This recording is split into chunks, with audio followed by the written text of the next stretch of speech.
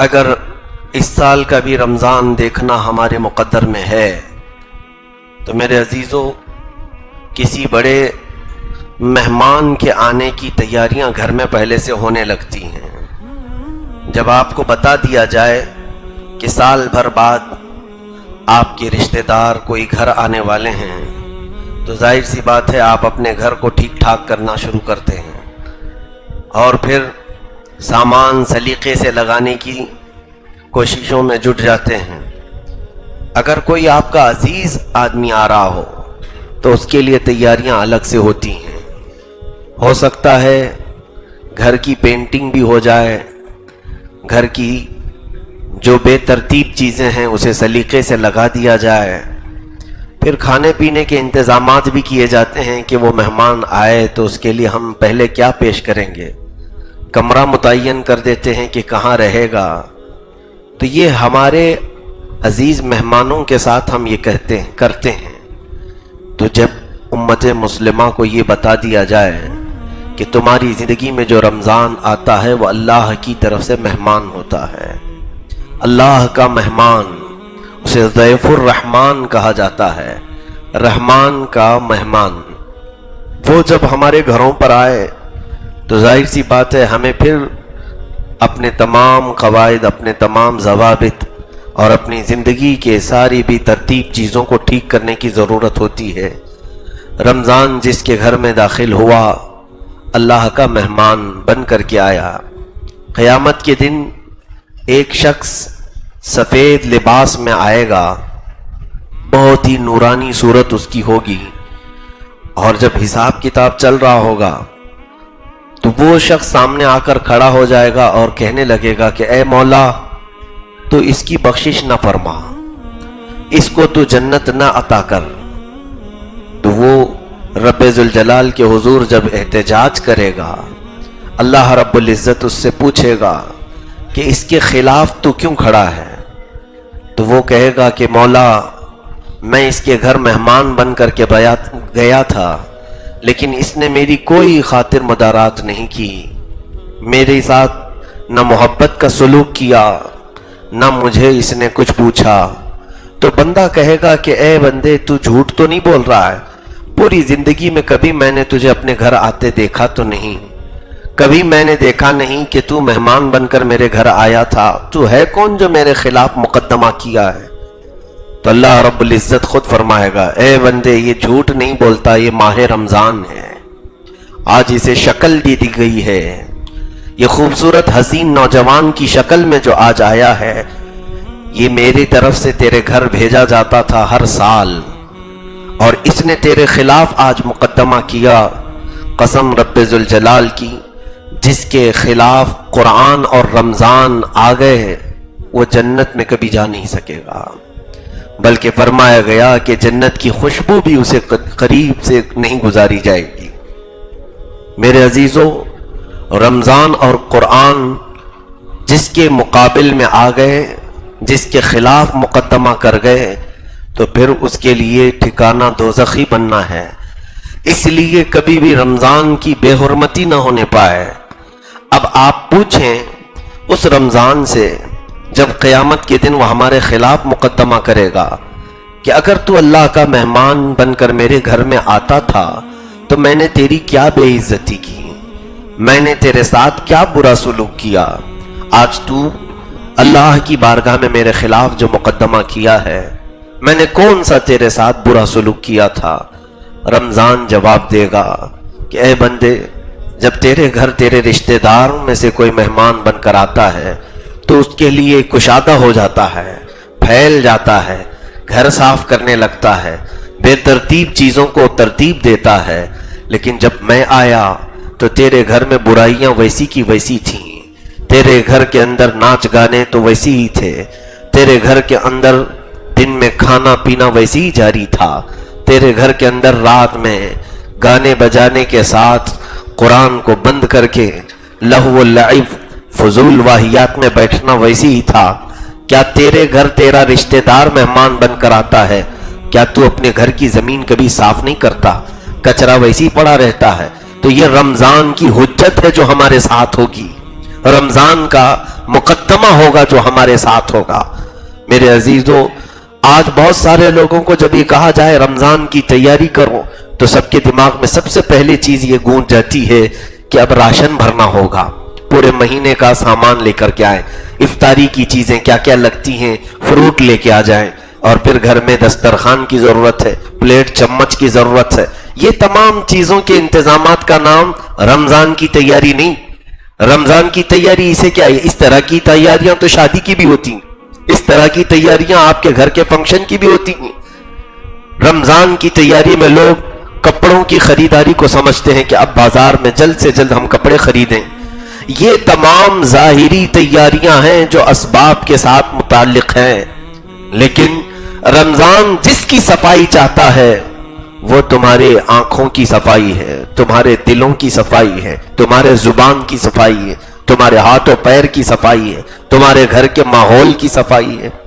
کیا مسلمان یہ نہیں کر سکتا کہ اللہ کا مہمان آ رہا ہے، میرے گھر آج سے ٹی وی بند ہو جائے، میرے گھر جو فضول واہیات ہوتے ہیں اس کو میں کسی طرح بند کر دوں، شرم تو کروں، اللہ کا مہمان میرے گھر آنے والا ہے۔ باقی ان لوگوں سے میرا کوئی کلام نہیں، میرا خطاب، میرا بیان ان لوگوں سے نہیں جن کا تعلق اللہ سے ہے ہی نہیں، جو اللہ رب العزت سے کوئی محبت نہیں رکھتا، ان سے میرا یہ کلام نہیں ہے۔ عزیزان گرامی، تاریخ تو یہاں تک بتاتی ہے ایک مجوسی تھا، آگ کا پجاری، زندگی بھر اس نے آگ کی پوجا کی، آگ کی پوجا کرتے کرتے مر گیا۔ اس شہر میں جو ایک بڑے قطب تھے، ولی کامل تھے، انہوں نے خواب میں دیکھا کہ وہ جنت میں ٹہل رہا ہے، جنت کے باغیچوں میں وہ ٹہل رہا ہے۔ اس سے انہوں نے سوال کیا کہ تو آگ کی پوجا کرتے کرتے زندگی بتا گیا، تیرا جنت سے کیا تعلق؟ اس مجوسی نے، آگ کے پجاری نے جواب دیا، اے اللہ والے، یقیناً میں نے زندگی پوری کفر و شرک میں بتا دی، ختم کر دی، صرف ایک بات میری زندگی میں ایسی آئی تھی کہ میں مسلمانوں کے رمضان کا بڑا ادب کرتا تھا۔ میرا بیٹا ایک دن بازار میں کھا رہا تھا رمضان کے وقت، تو میں نے زوردار اس کے چہرے پر تھپڑ مارا اور کہا، کمبخت، تجھے معلوم نہیں یہ مسلمانوں کا رمضان ہے، اس میں سارے لوگ بھوکے رہتے ہیں، وہ کھاتے پیتے نہیں، تجھے معلوم نہیں رمضان کو وہ اللہ کا مہمان سمجھتے ہیں، تو علل اعلان بازار میں کیسے کھا رہا ہے؟ میرے بچے نے کھانا پینا پھینک دیا اور توبہ کر لیا۔ بس میں اگرچہ کافر تھا، مشرک تھا، لیکن مسلمانوں کے سامنے پورے رمضان میں کبھی کھاتا پیتا نہیں تھا۔ تو جب میری موت قریب آئی تو ایک حسین و نوجوان میرے سامنے آیا، میں بستر پر تھا، اس حسین نوجوان کے پاس بہت ساری میٹھی چیزیں تھیں اور جنت کی خوشبوئیں دکھا رہا تھا۔ میں نے پوچھا کہ اے نوجوان، مجھے تیرے ہاتھ میں جو ہے وہ چاہیے۔ اس نے کہا، بس میں رمضان ہوں، اگر تو ایک بار اللہ پر ایمان لے آئے تو میں یہ ساری چیزیں تجھے دلاتا ہوں۔ تو نے میرا ادب کیا تھا، تو نے میرا احترام کیا تھا، اس لیے تیری موت سے پہلے میں تیرے پاس آیا ہوں تجھے بتانے کے لیے کہ یہ جو جنت کی خوشبو تو میرے پاس دیکھ رہا ہے، یہ جو میٹھی چیزیں، مشروبات تو دیکھ رہا ہے، یہ اس کے لیے ہے جو ایمان پر انتقال کرتا ہے۔ تو یہ مجوسی کہتا ہے، میں نے فوراً کلمہ طیبہ پڑھا اور ایمان لایا، چند ساعتوں کے بعد میرا انتقال ہوا، مجھے ایمان والوں میں اٹھایا گیا، اور اسی رمضان کی شفاعت تھی، اس کی سفارش تھی کہ اللہ رب العزت نے مجھے جنت میں مقام عطا فرمایا۔ عزیزان گرامی وقار، غیر مسلم یا کافر، مشرک ہو کر اگر وہ رمضان کا ادب و احترام کرے تو موت کے قریب رمضان اس کی سفارش کے لیے آ جاتا ہے، رمضان اس کے لیے اللہ کی بارگاہ میں احتجاج کرتا ہے کہ مولا تعالیٰ اس سے تو بخش کر جنت عطا کر۔ لیکن ہمارے معاشرے میں بعض لوگوں نے اس کو آپشنلی سمجھا ہے، روزے کو کیا سمجھتے ہیں؟ آپشنلی ہے، بلکہ یہ پوچھتے بھی ہیں تیرے کتنے روزے ہوئے، تیرے کتنے روزے ہوئے، کیوں یہ پوچھا جاتا ہے؟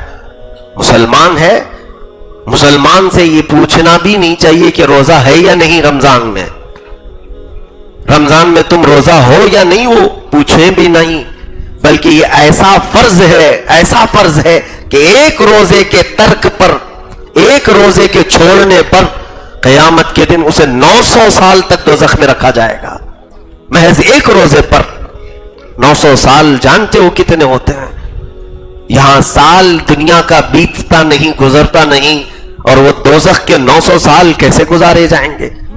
اس لیے جن کی زندگیوں میں قضا ہوئے ہیں روزے، وہ قضا بھی کر لیں۔ نفل روزے رکھنے سے بہتر ہے کہ زندگی میں جو چھوٹ گئے انہیں قضا کر لیں، مرد ہوں کہ عورتیں ہوں۔ رمضان کو اتنے ہلکے میں نہ لیں، اس کو اتنی آسانی سے نہ لے لیں کہ یہ آپشنلی ہے، میں نہیں رکھتا ہوں، وہ رکھتا ہے۔ اس کو ایسے سمجھتے ہیں جیسے یہ کوئی، جیسے امامہ پہننا ہے، جبہ پہننا ہے، یہ جیسے لوگوں نے یہ سمجھ لیا ہے کہ یہ مولانا لوگوں کا کام ہے، دیندار لوگوں کا کام ہے۔ میرے عزیزو، رمضان کے روزے ہر مسلمان مرد اور عورت پر فرض ہیں، ہر مسلمان پر۔ تو یہاں پر رمضان کے روزوں میں جس نے بھی تساہلی کی، کاہلی کی، اس کے گھر سے نور ختم کر دیا جاتا ہے، اس کے گھر سے برکتوں کو اٹھا لیا جاتا ہے۔ عزیزان محترم، میرے آقا صلی اللہ تعالی علیہ وسلم نے جو فرمایا، احادیث کی روشنی میں میں ایک بات بتا دوں، کیا آپ کو ایسا محسوس نہیں ہوتا کہ سال بھر جو بندہ بھٹکا پھرتا رہتا ہے، بھولے ہوئے راستوں پر گھومتا رہتا ہے، رمضان آتے ہی وہ اپنے مولا کی چوکھٹ پر آ جاتا ہے، رب تعالیٰ کے دربار میں جھکنے لگتا ہے۔ ایسے ایسوں کو ہم نے دیکھا جو سال بھر نہیں آتے تھے، لیکن رمضان کے چاند دکھتے ہی مسجدیں کھچا کھچ بھر جاتی ہیں، تراویح میں، فجر کی نمازوں میں، مغرب میں، افطار میں، یہ جو ہجوم آتا ہے مسجدوں کا، پھر سال بھر وہ دیکھنے کو منظر نہیں ملتا۔ اس کی وجہ کیا ہے؟ یہ رمضان کا اس قدر احسان ہے ہمارے اوپر کہ بچھڑے ہوئے لوگوں کو یہ رحمان سے ملا دیتا ہے، مولا سے قریب کرتا ہے۔ جو بندے دور دراز جا چکے میرے مولا سے، انہیں پھر واپس کھینچ کر کے لاتا ہے۔ جنہوں نے پورے سال میں قرآن کو اٹھایا نہیں، ان کے ہاتھوں میں بھی قرآن آ جاتا ہے۔ جنہیں تسبیح پڑھنے کا موقع نہیں ملتا تھا، رمضان انہیں ہاتھوں میں تسبیح بھی تھما دیتا ہے۔ جو رات میں کبھی اٹھنے کو گوارا نہیں کرتے، انہیں صبح کا سپیدہ ظاہر ہونے سے پہلے ہی سحری میں اٹھا دیتا ہے۔ جانتے ہو آپ، سحری کا جو وقت ہے وہ میرے رب کا سب سے پسندیدہ وقت ہے۔ اسی وقت تو اولیاء کاملین تہجد ادا کیا کرتے تھے۔ یہ سحری کا جو وقت ہم اٹھتے ہیں، اس میں تہجد پڑھی جاتی تھی، اور پھر بارگاہ الہی میں جو دعائیں کی جاتی۔ رب ذوالجلال نے فرمایا، دنیا میں یہ 3 چیزیں مجھے سب سے زیادہ عزیز ہیں، ایک بھوکوں کو کھلانا، اور مال ہونے کے بعد فقر فاقہ کرنا، تیسری چیز اللہ رب العزت نے فرمایا جب سارے سو رہے ہو تم کھڑے ہو کر مجھ سے مناجات کر رہے ہو، مجھ سے کلام کر رہے ہو۔ یہ سب سے زیادہ اللہ کو پسند ہے۔ ہم سے زندگی میں دوسرے دنوں میں یہ اٹھا نہیں جاتا، فجر کے لیے الارم رکھ کر کے بھی نہیں اٹھتے، لیکن سحری میں یہ رمضان ہے جو اٹھا دیتا ہے۔ چاہے نہ چاہے بھی لوگ اٹھ جاتے ہیں، اور اس وقت کاش میرے مولا سے تند مناجات کر لیں۔ زندگی کی یہ سب سے اہم ساعات ہیں، سب سے عظیم ساعات ہیں۔ دیکھو وہ وقت ہے جب گنہگار بھی، بڑے بڑے مجرم بھی اپنے گناہوں کے اڈوں کو سجا کر رات ختم کرتے اپنے بستروں پر جا رہے ہوتے ہیں، اور تم مولا کے حضور کھڑے ہو رہے ہوتے ہو۔ اکثر لوگوں کی جو زندگی ہے گناہوں پر گزرنے والی، ان کی تو راتیں ہی ہوتی ہیں دن کے برابر، وہ رات بھر تماشے کرتے ہیں۔ لیکن جو ہماری سحری کا وقت ہوتا ہے یا ان کے سونے کا وقت قریب آتا ہے، 4 بجے کے قریب، 5 بجے کے قریب سارے بستر پر جا رہے ہوتے ہیں، اس وقت تم مولا کے حضور کھڑے ہو رہے ہوتے ہو۔ رب ذوالجلال ان کے گناہوں پر اگر جلال میں آتا ہے تو پھر تمہارے عبادت میں کھڑے ہونے پر اس کا جمال بھی ظاہر ہوتا ہے، اس کی رحمت بھی ہم سب کے لیے عام ہوتی ہے۔ عزیزان گرامی، یہ تمام وہ چیزیں ہیں جو ہماری زندگی میں انقلاب لاتی ہیں، چینجنگ لاتی ہیں۔ نہیں پڑھنے والا پڑھنے لگا قرآن کے اوپر۔ میں نے یہ بھی دیکھا ہے، ایک نوجوان کو مسجد میں دیکھا، قرآن پاک میں حافظ ہوں، اتنی تیزی سے نہیں پڑھ پاتا جتنے وہ جلدی جلدی اس طرح سے پڑھتا جا رہا ہے اور آنکھ پلٹتا جا رہا ہے۔ مجھے ایسا لگا کہ بغیر تجوید کے کہیں بہت فاسٹ تو پڑھ کر کے یہ غلط تو نہیں کر رہا ہے۔ اسے میں نے بلا کر روکا کہ بیٹا آپ اس طرح اتنی تیزی سے کیسے پڑھ رہے ہو کہ اتنی جلدی جلدی تمہارے ورق پلٹ جاتے ہیں، میرا ایک صفحہ نہیں ہوتا کہ تمہارے 2 ورق ہو جاتے ہیں۔ اس بچے نے کہا بڑے نمناک آنکھوں سے، کہا حضرت بات یہ ہے زندگی میں کبھی میں نے قرآن سیکھا ہی نہیں، میں نے قاعدہ بھی نہیں سیکھا ہے، مجھے قرآن تو دور ہے الف با بھی نہیں آتے۔ کہا بیٹا پھر یہ کیا کر رہا ہے؟ کہا کہ میں قرآن کے اوراق پر صرف ہاتھ پھیرتا ہوں تاکہ اللہ تعالیٰ وہ پڑھنے والوں میں مجھے دیکھ کر رحم تو فرمائے، کہ نہیں آتا ہے اس لیے چھوڑ تو نہیں دیا۔ میں اس وقت رمضان کے اس احسان پر قربان جاؤں۔ عزیزان گرامی، یہ وہ پاک مہینہ ہے جو بھولے بھٹکوں کے ہاتھوں میں بھی قرآن تھما دیتا ہے، جسے نہیں آتا اسے بھی پکڑا دیتا ہے۔ تراویح کے وقت ارے میاں یہاں سال بھر عشاء کی نماز پڑھنا بھاری پڑتا ہے لوگوں کو، ہے کتنی رکعت؟ 4 رکعت فرض نماز امام کے پیچھے کبھی لوگوں کو لمبی لگتی ہے، لیکن ہے کہ یہ رمضان ہے جو ایک پارہ سننے پر بھی تمہیں اکتاہٹ نہیں دلاتا، 20 رکعتیں پڑھ لیتے ہو اور پھر وہ بھی مزے سے پڑھتے ہیں۔ میں ان لوگوں کی بات نہیں کرتا جن کو نماز سے شغف نہیں، تعلق نہیں، جن کا مسجدوں میں دل نہیں لگتا، لیکن اکثر میجورٹی ہماری الحمدللہ رمضان میں مسجدوں کو آباد کرتی ہے۔ میں آپ سب سے گزارش کر رہا ہوں جنہوں نے مسجدوں کو زینت کے طور پر اپنی عبادتوں سے سجایا ہے، کیا یہ رمضان کی چینجنگ نہیں ہے؟ یہ رمضان کا انقلاب نہیں ہے؟ کیا یہ رمضان کے بدلنے والے حالات نہیں ہے؟